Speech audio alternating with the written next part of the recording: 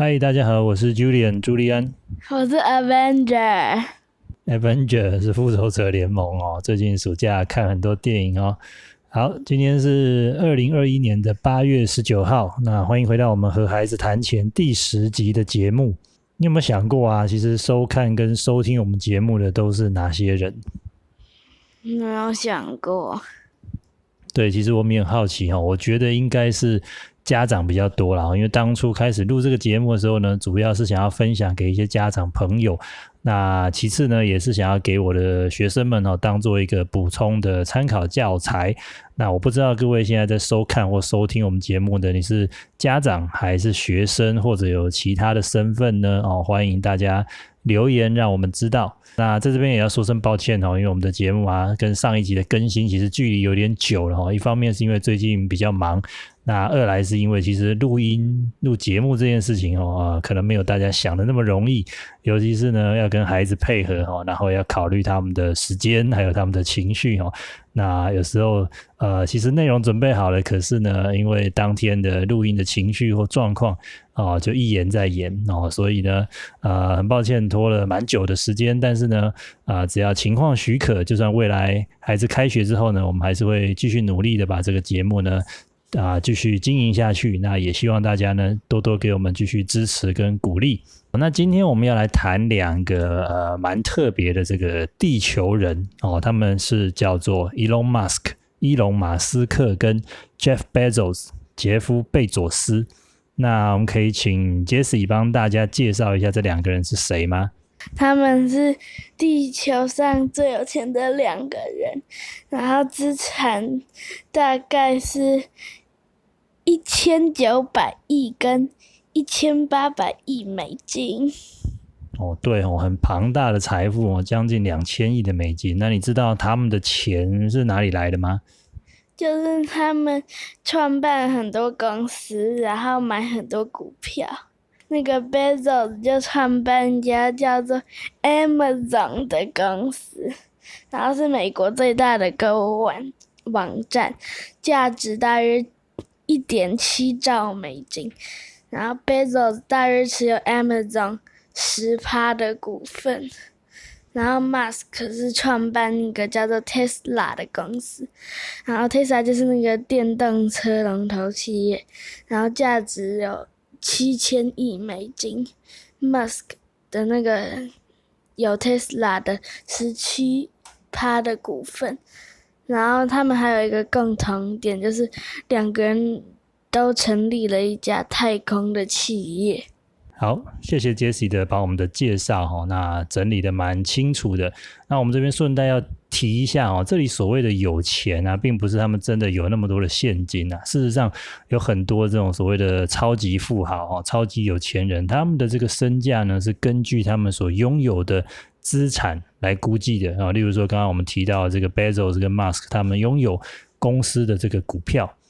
那他们的这个价值呢就是主要是根据他们持股来计算的，所以呢他们的这个身价也会随着这个股价的变化来波动有时候高有时候低像去年Tesla 很热门的时候那 Musk 的身价一度到达2000亿美金那最近因为 Tesla 的股价表现没有那么好所以呢这个金额呢就有一点下降了。那有一本杂志叫做富比士杂志那每一年它都会统计这个世界上最有钱的富豪排行榜，所以如果大家有机会去翻一翻去阅读一下呢，你会发现这些大部分的超级富豪他们的财富多半都是来自于他们创办或者投资的公司，所以换句话说他们大部分都是创业家或者企业家，然后呢他们打造了一些很伟大的企业那这些企业可能提供一些大家都想要的产品，所以创造出了很大的一个价值。这个也是我们在第3集的节目里面有谈到说要怎么赚钱，其实呢就是要靠创造价值所以这个大家有兴趣呢可以再去回顾一下我们那时候的节目。那其实这两个人都是非常了不起的企业家啦那我们来聊聊这个太空企业这个话题。你还记得我们上个月有一起看了一个这个上太空的直播影片吗？就是那个 Bezos 的太空企业什么蓝色起源在2000年成立，然后已经成立了21年，在2021 7月20，然后 Bezos 搭乘他的火箭上太空。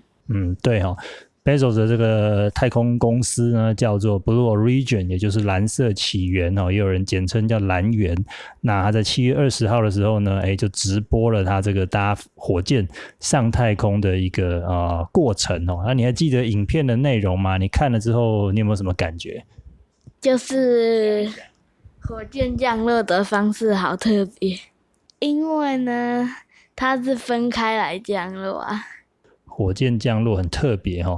虽然只有这个短短的10分钟但是呢这是一个划时代的意义。那其实顺带一提一个小插曲在这个 Bezos 之前也有另外一个超级富豪叫做 Richard Branson 理查布兰森他也搭乘了他自己的这个太空企业叫做维珍银河Virgin Galaxy 的这个太空飞机呢上了太空，而且在7月11号就出发了比这个 Bezos 早了9天所以如果大家有兴趣的话呢，也可以在网络上搜寻一下这些相关的影片可以跟着这些超级富豪上太空来看看这个地球的奥妙。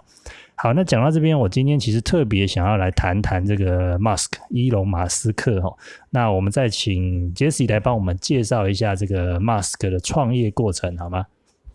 就是 Musk 在1995年创造 Zip2 公司，然后就是类似网络电话簿的公司，然后后来用3亿美金卖出，然后之后他又成立一家网络银行 XCOM， 然后和另一家 PayPal 合作，2002年被eBay以15亿美金收购，然后同年他也用这笔钱成立了太空企业。对马斯克他是一个算是从小很早就开始创业，他在24岁的时候呢，就先成立了一家叫 Zip2 的公司，然后后来呢，这个公司被并购了，然后他又成立一家叫做 X.com 的网络银行。那这家公司被后来一个很有名的叫做 PayPal 的公司又合并了，然后呢又被这个 eBay 这家很大的公司收购，所以就这样一连串辗转的收购之后呢马斯克就越来越有钱然后他用这笔钱呢就成立了这个太空公司叫 SpaceX。那我之所以想要谈这个 Musk 是因为他提出了一个很特别的目标，他希望能够在2050年的时候，也就是大概30年以后就是像你们可能到了爸爸这个年纪的时候，他希望能够呢在火星上建立一个可以容纳100万人的一个基地让100万的地球人可以住在火星上我觉得这是一个非常伟大的目标你想想看，如果有一天真的可以在外星生活的时候，你觉得那个是什么样子？你觉得呢？应该跟地球差不多，因为也要有空气跟水。跟地球差不多对，可能要发挥一下想象力我真的想象不出来。但是说不定到了你们长大或者你们的孩子的那一辈呢，也许真的有机会可以实现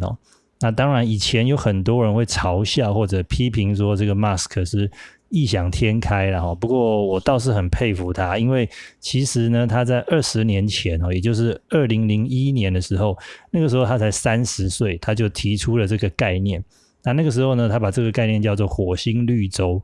那就是在第2年2002年之后，他就成立了这个 SpaceX 这一家太空公司。那后来呢过了将近10年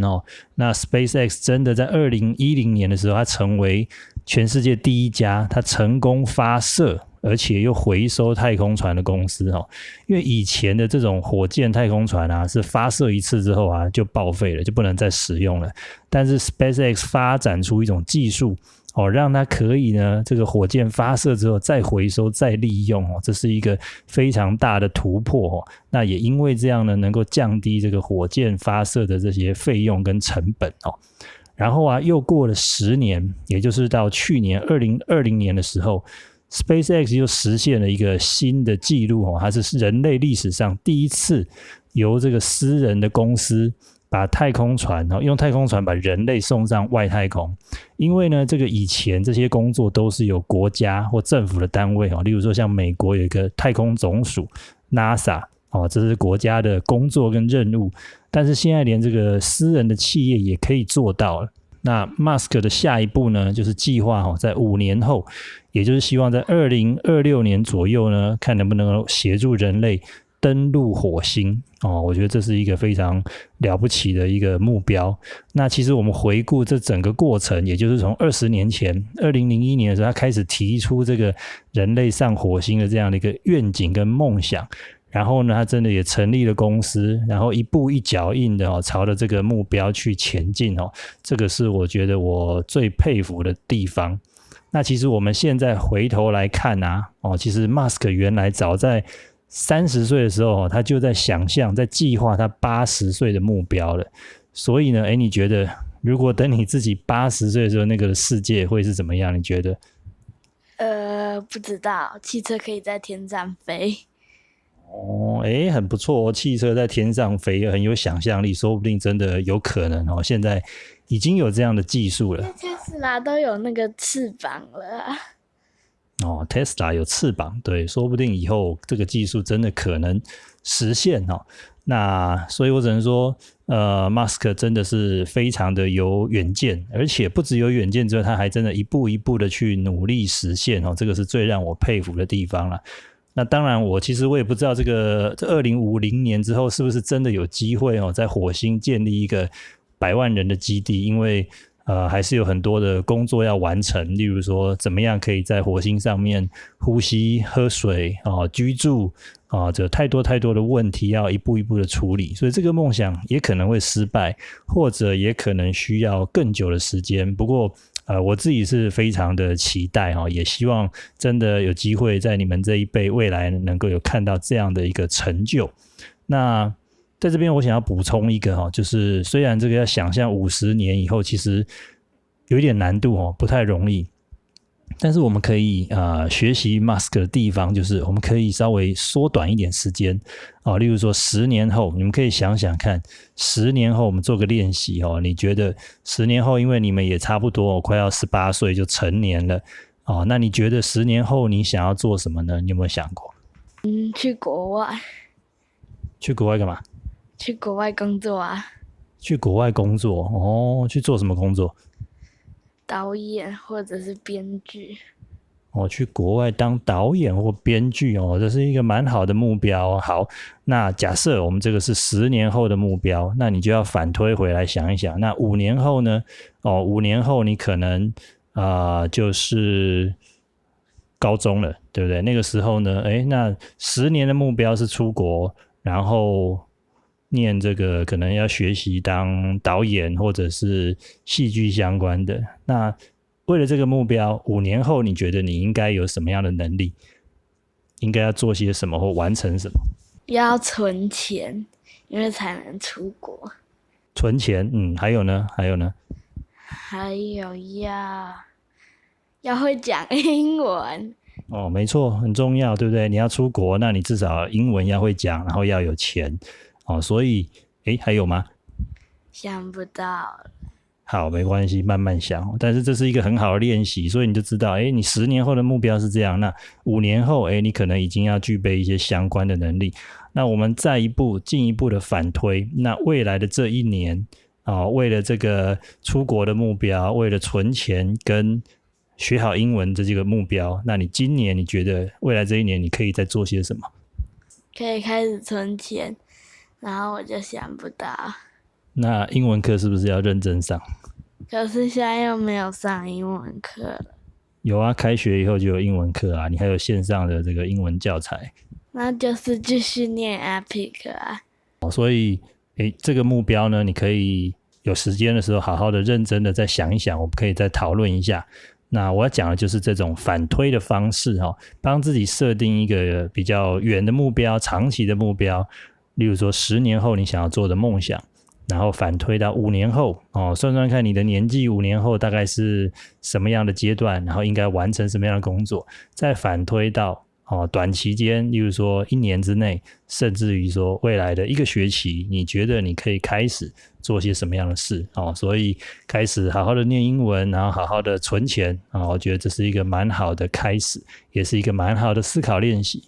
好，那最后有一个好玩的问题如果你有机会出国，然后甚至有一天你能够访问到像 Bezos 或者 Musk 这样子很了不起的企业家的话，你有想过你会想要问他们什么问题吗？就是他们需要具备什么能力？他们需要具备什么能力？可以再说得清楚一点吗？就是他们要有什么，要怎么样才能开公司啊？要怎么样才能开公司，对不对？这是一个很好的问题有机会我们可以再来讨论一下怎么样成为一个企业家或创业家，创业家要具备什么能力？这个部分呢，我们可以再找机会来讨论看看。如果大家有这方面的想法或者是你觉得你知道有很好的这个朋友可以跟我们做经验的分享，或者有些爸爸妈妈本身呢就有这个创业或者经营事业的经验，我们也很欢迎